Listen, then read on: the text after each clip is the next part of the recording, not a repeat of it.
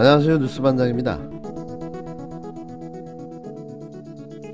수권 정당으로 다시 저희 위치를 회복할 수 있도록 다 함께 뛰읍시다, 여러분.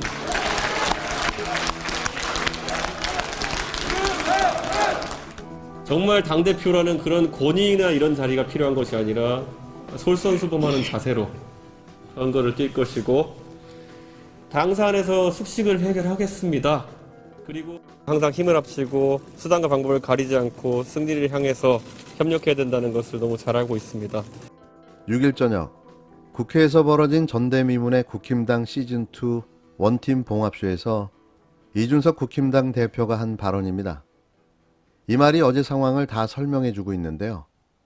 이번 봉합쇼가 무엇을 의도했는지를 너무나도 구체적으로 말해줬기 때문입니다. 우리는 이기기 위해 항상 수단과 방법을 가리지 않고 협력해야 한다는 걸 안다. 그래서 수단과 방법을 가리지 않고 이딴 생쇼를 한 거겠죠. 10년간 보수구구 정당에 몸담아 박근혜 퀴즈로 시작된 이준석의 정치쇼가 또 이렇게 마무리됐습니다. 도둑 옆에서 배운 게 도둑질이라고 하지만 정도를 넘어선 국민 기만 생쇼가 이번이 몇 번째인가 싶은데요. 기가 막히다 못해 환장할 노릇입니다. 이 정치 집단은 대선 승리를 위해 매번 같은 일을 반복하고 있는데요. 이 짓거리를 30대의 당대표로 선출된 이준석까지 무한 반복하고 있습니다. 이번 돌짜장쇼가 얼마만큼 국민 감동과 지지율 반등으로 이어질지는 모르겠지만 지난 울산 회동 원팀쇼에 이은 국회 봉합 원팀쇼라는 걸 이미 많은 국민들이 알게 된 이상 큰 기대는 없는데요. 마치 잘 짜놓은 각본처럼 이날도 시나리오대로 척척 진행됐습니다. 오전 내 갈등과 불화의 군부를 지펴대며 마치 당장이라도 당이 쪼개질 기세로 내달리더니 오후에는 짠하고 의총에 나타나 1시간 넘는 공개 토론을 벌이며 국민의 관심을 끄는 데 성공했는데요. 이어 늦은 오후 짜잔하고 등장한 윤석열 후보, 마치 기다렸다는 듯 이 대표와 윤 후보의 30분 단독 면담이 이어진 후 눈물 없이 볼 수 없는 원팀 봉합쇼가 펼쳐졌습니다. 그냥 한편의 시트콤인 거죠. 이게 모두 이 대표가 짠 시나리오라는 건 그의 발언 곳곳에서 인지할 수 있었는데요. 한편의 서사를 만들고자 했던 그의 발칙함이 우스웠습니다. 택시 면허증을 가진 자신이 윤 후보를 모시고 평택으로 향하겠다는 운전수 자청 발언과 당 사무실에 침대를 가져다 달라는 야전 사령관 멘트는 우리가 또 속았구나 하는 확신을 갖게 했는데요. 물론 이번 쇼도 이준석의 단독 작품으로 보여집니다. 마지막에는 극적인 효과를 위해 몇몇 실무자와의 소통이 있었던 걸로 보여지는데요. 그는 고의로 분열을 만들고 극단의 대치로 치닫다 감동적인 원팀 합류로 끝나는 대서사를 만들고 싶었던 거죠. 그가 원했던 그림은 이런 거였습니다. 이걸 통해 김건희 논란을 물타기 하고 바닥까지 곤두박질 쳤던 지지율을 급반등시켜 롤러코스터 같은 감동을 주고 싶었던 건데요. 하지만 두 번은 잘 안 먹히죠. 누가 봐도 쇼라는 건 금방 눈치챌 수 있는데요. 이준석은 정치를 할 게 아니라 영화 감독을 해야 할 듯합니다. 여튼 고생은 했지만 실패입니다.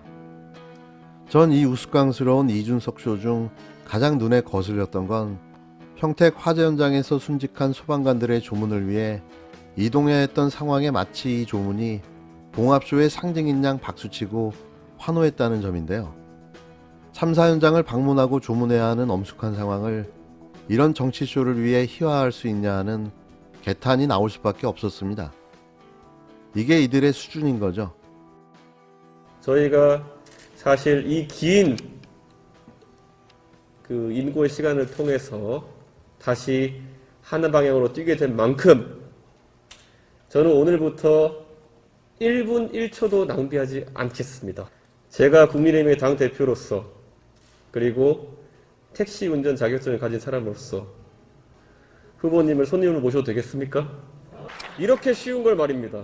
때로는 직접 소통을 하지 못했던 저희의 잘못이기도 하고 때로는 저희가 정권교체라는 큰 대의를 위해 모이긴 했지만은 아직까지 서로 완벽하게 동지로서 기능하지 못했던 저희 팀의 문제일 수도 있습니다. 하지만 오늘 이 자리에서 저는 선언하겠습니다. 예. 저는 원팀 선언하겠습니다. 내일 당사에 김종인 위원장이 계시던 방 한켠에 제 침대 하나 놔주십시오. 당사 안에서 숙식을 해결하겠습니다. 그리고 그것이 3월 9일 당선되는 날 하나의 밑거름이 되기를 바라면서 의원님들께서도 오늘부터 비슷한 각오로 임해주셔서 우리 당원들과 국민의 사랑을 받아 선출된 윤석열 후보가 3월 9일 당선자의 신분으로 평생 갚을 수 없는 고마움을 느낄 정도로 열심히 해보였으면 좋겠습니다. 안에 본인의 소회를 다 말씀을 하셨고 또 우리 의원님들께서도 하시고 싶은 얘기를 오늘 다 하신 거로 알고 있습니다. 자, 이제 다 잊어버립시다. 3월 대선과 6월 지방선거의 승리를 위해서 그 승리를 통해서 우리 당이 재건하고 또 우리 나라가 정상화되고 국민들에게 행복한 미래를 약속할 수 있는 그런 수권정당으로 다시 저희 위치를 회복할 수 있도록